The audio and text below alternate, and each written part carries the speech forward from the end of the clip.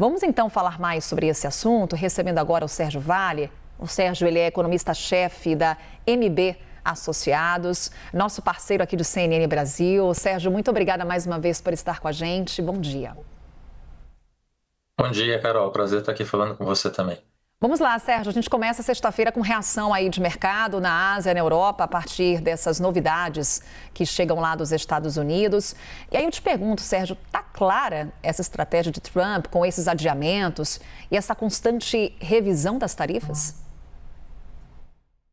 Olha, Carol, a gente tem acompanhado o Trump desde o início do ano fazendo mudanças tarifárias o tempo inteiro, né? Além dos adiamentos que virou praxe também na estrutura tarifária do Trump, tem essa ideia de ele alterar as tarifas o tempo inteiro e a gente vai continuar vivendo isso ao longo do governo dele inteiro, provavelmente. Eu acho muito difícil essa história tarifária parar por aqui, né? A gente teve esses acordos que foram assinados agora, o Brasil, de uma forma muito extraordinária, né? Acabou terminando esses 7 primeiros meses com a maior tarifa imposta pelos Estados Unidos, que não era definitivamente esperado.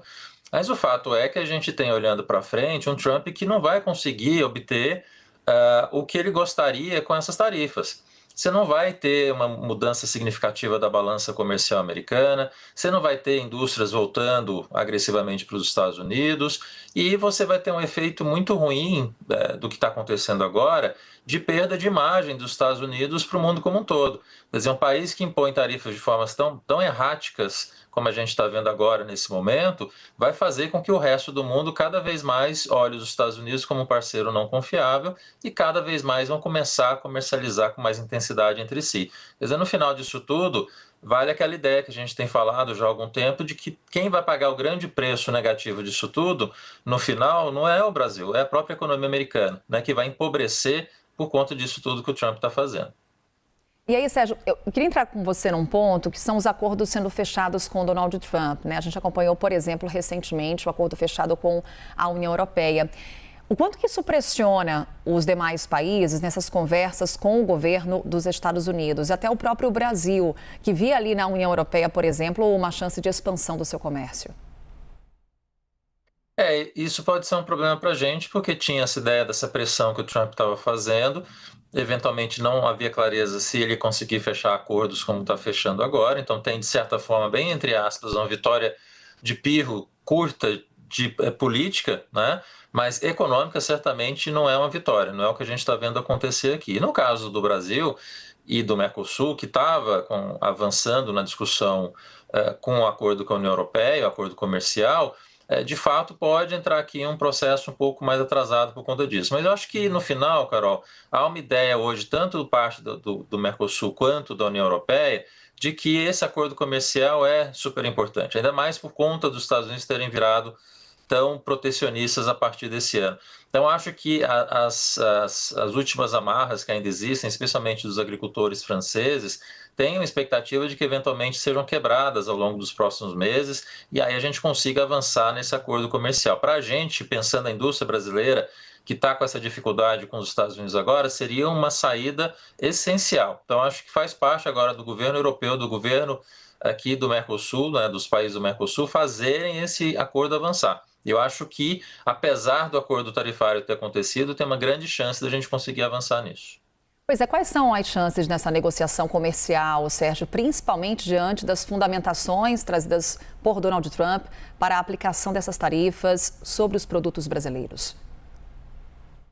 Eu acho que tem um ponto aqui que não é só o econômico da tarifa em si, né, Carol, mas tem um ponto simbólico também, né? A gente está vendo um mundo que está olhando os Estados Unidos virarem protecionistas e perdendo muito desse caráter de globalização que a gente viu acontecer ao longo das últimas décadas, que do ponto de vista das empresas e das pessoas foi muito positivo. Você diminuiu preços ao longo de toda a cadeia, você conseguiu trazer mais eficiência para a produção industrial mundial e a gente vê os Estados Unidos fechar parte das portas em relação a isso. E o mundo, insistentemente, ainda bem, querendo manter parte dessa estrutura que foi criada ao longo das últimas décadas. Então, nesse sentido, acordos comerciais ficam ainda mais vitais.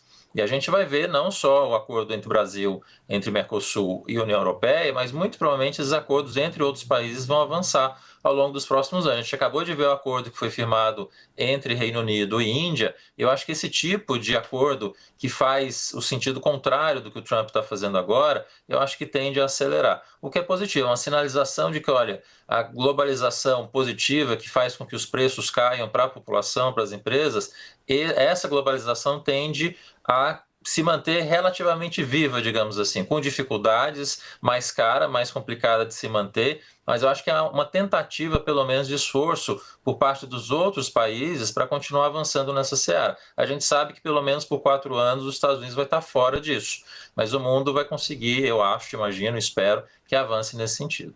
Sérgio, olhando mais aqui para o Brasil, né? Tivemos a isenção de quase 700 produtos dessa sobretaxa de Donald Trump, mas ainda temos muitos produtos taxados. Para além dessa tarifa recíproca de 10%, há mais 40% de tarifas impostas por Donald Trump.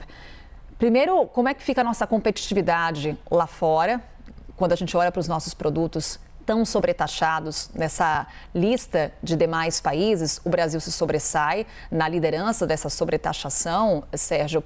E também, como fica o socorro aos setores afetados? Há um plano de contingência nesse momento nas mãos do presidente Lula. Ontem, como falávamos, o ministro Fernando Haddad falou numa recalibragem, já com um olhar para esses setores que acabaram isentos dessa tarifação, mas como garantir a sobrevivência desses setores? Sabemos que empregos serão impactados, preços serão impactados.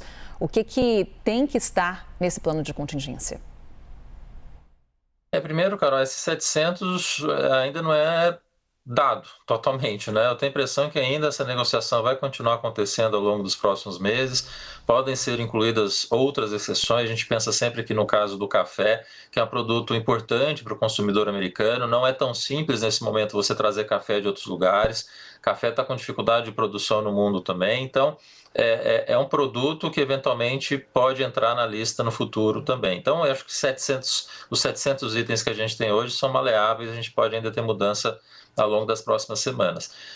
Segunda coisa, o impacto geral na economia brasileira, antes disso tudo acontecer, já não era relativamente grande e vai continuar não sendo tão grande. Obviamente, os setores, as empresas que são afetadas pesadamente pela questão tarifária vão continuar sendo, não tem como. Mas, no agregado da economia, não há razão, pelo menos por hora, para a gente mudar as grandes projeções macroeconômicas. A questão toda que fica agora é como é que o governo vai fazer a retaliação. A retaliação, dadas as isenções que aconteceram, não fazem mais sentido de aparecer, né? Você retalhar com tarifa em cima dos Estados Unidos, agora acho que isso saiu do cenário. A questão toda, de fato, é como o governo vai ajudar as empresas que estão passando essa dificuldade a partir de agora.